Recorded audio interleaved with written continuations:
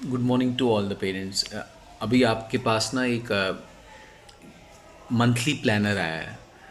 सो आपको समझना पड़ेगा like this from this year onwards there will be a complete implementation of NEP 2020। So new education policy के संदर्भ में, उस कॉन्टेक्स्ट में ये प्लानर आपको फॉरवर्ड किया गया है। Earlier what used to happen was a syllabus was given to you और आपको बताया जाता था yes this is a syllabus, your student has, you have to ensure कि अप्रैल में हम ये पढ़ाएंगे, मई में हम ये पढ़वाएंगे। बट इस टाइम ऐसा नहीं रहेगा। When there is a monthly planner, teachers, parents, each and every one have to understand कि इसमें फॉर्मेटिव असेसमेंट रहेगा, जिसको हम हिंदी में ना रचनात्मक मूल्यांकन भी कहते हैं।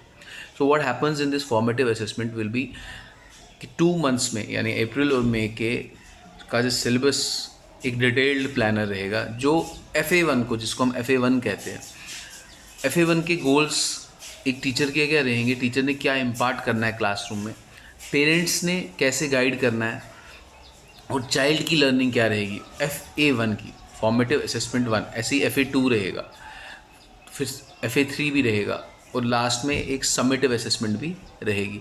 बट अभी का जो इमीडिएट गोल है दैट इज़ FA1, और उसी FA1 का जो प्लानर है, मंथली प्लानर, वो हमने आज आपके रिस्पेक्टिव ग्रुप्स में फॉरवर्ड किया है।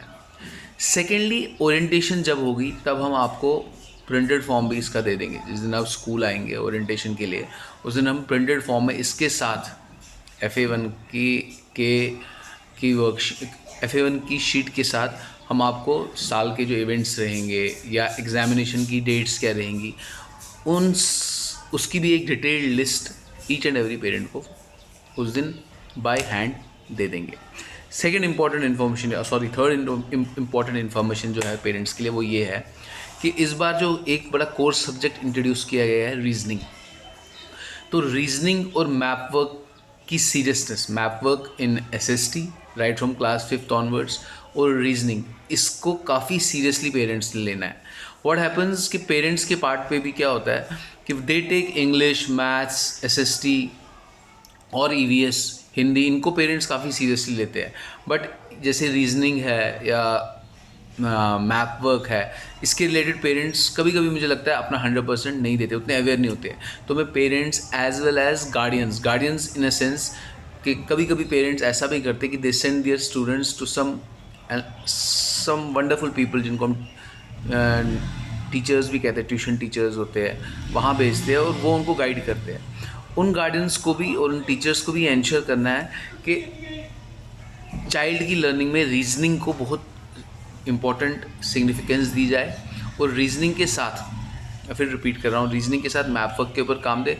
और ये रियलाइज़ करे ईच एंड एवरी पेरेंट कि आपको, जैसे अभी क्लास 5th में जो स्टूडेंट है, उसने 2030-32 के आसपास या 30 के आसपास का दुनिया देखना है। लाइक 12th में वो कहाँ होगा, 2030 के बाद ही होगा। और क्लास फर्स्ट का जो स्टूडेंट है वो 2035, 2035 में वर्ल्ड कैसा होगा, ये सोच के भी मतलब ना, लाइक हमें समझना पड़ेगा कि हमारे अपने बच्चों को रीजनिंग के लेवल्स हो गए, या जो उनकी थिंकिंग है, जो उनका एनालिटिकल थिंकिंग है, उसके ऊपर ना हमें बहुत अच्छी तरह से वर्क करना है।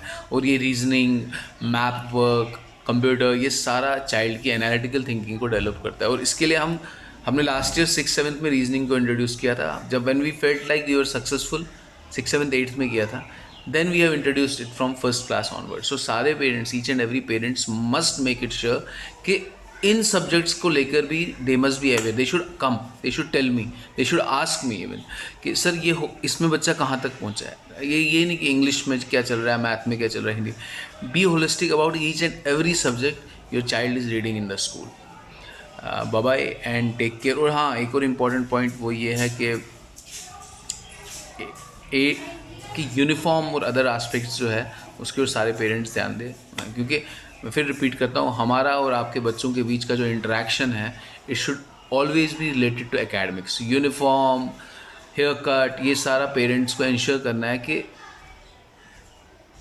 ये उनकी रिस्पॉन्सिबिलिटी है। चाइल्ड क्योंकि अगर स्कूल में प्रॉपर हेयर कट में या प्रॉपर यूनिफॉर्म में नहीं आ रहा है, आई बिलीव स्मॉलर क्लासेस में तो वो होल रिस्पॉन्सिबिलिटी पेरेंट्स की है। Bye bye and take care. और प्लीज़ इस मंथली प्लानर को समझने की कोशिश करें।